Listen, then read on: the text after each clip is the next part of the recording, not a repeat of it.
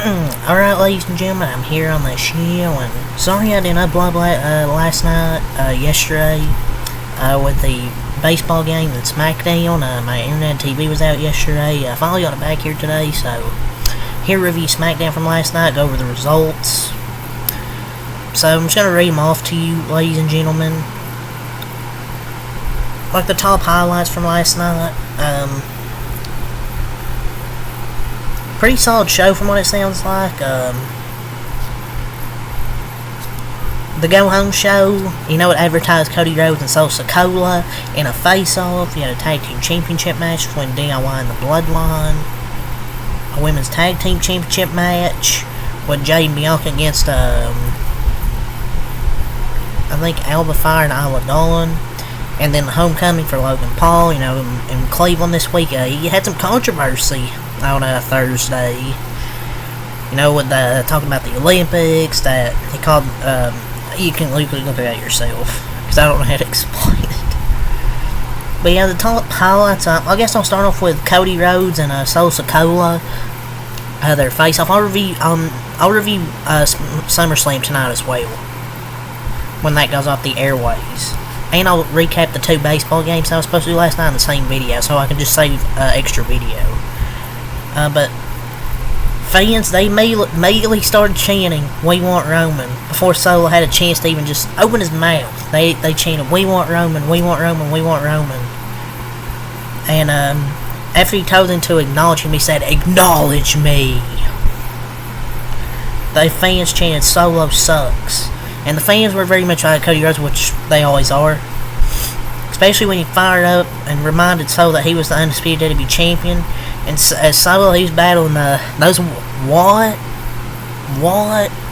what chants. The Bloodline invaded the ring from around the arena.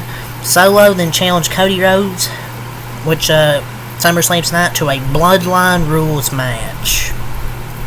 So that pretty much tells you there who's going to return tonight. Probably Jimmy and Roman. I don't know who else. And the fans started chanting Roman Reigns after Cody accepted the match. The entire state of Ohio is going to be freaking pissed if he doesn't show up on Sunday, because this segment seemed designed to hint that he's coming back, because it's a freaking Bloodline rules match. So that was the opening segment. I give it a pretty good segment of what it sounds like to open the show. Man, but people don't like Solo Sikoa. So I'd say a B+ for the opening segment there. Then you had a match with Andrade and Carmelo Hayes. With SummerSlam talent not competing on the night before SummerSlam, Andrade and Carmelo apparently got a lot of time. There's apparently 3 commercial breaks from what I'm reading here off the results, and they could, which I could have told you that without reading the results. They were incredible for about 15 minutes. It felt like 5, and the crowd was into it. Fast-paced match. Andrade finally won with the fruit roll-up. And I mean, these two are so good in the ring. Andrade, Carmelo Hayes. I wouldn't mind seeing a Best of 7 series between these two. But yeah, I'd give an A+ for these two. Santos Escobar defeated Apollo Crews. And Santos Escobar got into a backstage dispute. It's a storyline, not a real storyline, with his fellow members, as if they're teasing a split. They need to get fans to care about this group first, so you can't just split them up. But Apollo Crews versus Santos Escobar was essentially a remix of the match before, but they had a tough time following Andrade and Carmelo. And Angel apprehended Corbin from under the ring, leading to a phantom driver from Angel, I believe, to win the match. I mean, Apollo Crews and Baron Corbin are doing good as the tag team.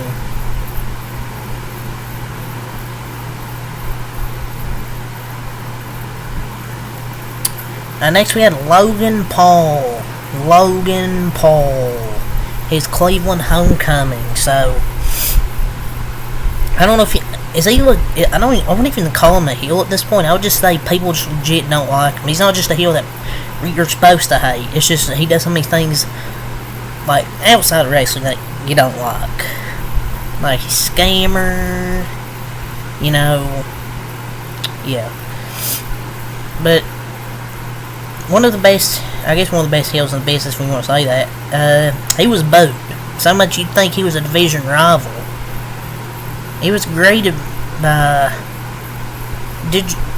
dignitaries. As he cut a scathing promo on LA Knight, calling out the megastars for wanting to take his belt off of him. He noted he's only defended the title 2 times. That's like Roman Reigns' numbers. Last bit of his title reign. So LA Knight called out Paul from being from Westlake, not Cleveland. And this was funny. So in one camera shot, he went backstage and he stole his Prime hydration truck. And the segment featured a big pop for Pretty Deadly, who used their limited TV time to pitch their musical to LA Knight. So I'd say that's a pretty solid segment there. So hopefully LA Knight wins the title or not. So Jade and Bianca defeated the Unholy Union, but by disqualification. So the Unholy Union still the champions. I guess they couldn't have 2 title changes on one free TV show, so they only had one, which we'll get to in a little bit.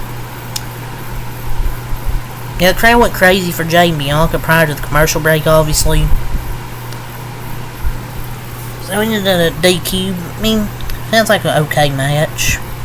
I mean, only one set of titles was going to change hands, so it had to be the men's. And also, I want to talk about Tiffany Stratton got a newly customized pink briefcase. Backstage, Nia Jax gave it to her. And this brought Chelsea Green to confront her, but if WWE's looking to turn her babyface anytime soon, I don't know if they will. But the fans freaking love her, man. Hopefully she cashes in sometime soon. And then now we get to your main event of the evening. The Bloodline defeated DIY for the Tag Team Championships. Jacob Fatu, man, he's such a star. Like, I want to complain about the Bloodline winning, because I saw what all happened last night on the results. I looked at my dad's phone and looked through the highlights, and I want to complain, but man, Jacob Fatu's such a star. Main event entrance, might as well call him main event Fatu. Fully equipped with the coordinated flames, man, he's such a star. DIY cut a spirited promo while walking to the ring in a single camera shot. It just felt like 2 pigs going into a slaughter. Even after long entrances and their promo, they still had a lot of time, 13 minutes. So Johnny Gargano hit a poison rana on Jacob Fatu, but as has been the case for weeks now, nothing affects him. And cost him as Fatu hit a super kick, followed 2 more finishers for the win, and they celebrate off the air. So Sokoa celebrated with both belts as Smackdown, then goes off the air. Very good main event, but I don't know if they need tag titles, man. I would have rather seen DIY have a longer run with these tag team championships. And Johnny Gargano loses his hometown, man. That's a bit frustrating. If you're DIY, if you're a fan of Johnny Gargano, I guess we just need to accept the fact that SmackDown, I guess, is just the Bloodline show. I enjoy Jacob Fatu and Tama Tonga, but the other two, I just can't get myself to enjoy Solo Sikoa. I can't. And if you're not in the service to their story, you're getting the short end of the stick, DIY. I'm just done. It just feels like I'm done saying anything about it, to be honest. It's in your face every week. I don't know how they don't say it. It's like, I guess everyone's entitled to their own opinion, though. It's just a new Bloodline isn't just entertaining to me. Like, it feels like a major issue, though. A wrestling match should never entirely rotate around one story. Raw has been miles better than SmackDown. Like, I just want to see DIY. I want to see DIY have a long title reign. Like, yeah, they draw ratings. Yeah, they're not the old Bloodline. They're not as entertaining. Well, they generate big ratings. Yeah, that's cool, but they're taking opportunities away from other talent. And they don't need the tag titles. You can't argue. You just can't argue that. Could have had DIY have a good title reign, but no. But whatever. So yeah, that's all I gotta say here, ladies and gentlemen. Until next time, Alkalot. Peace.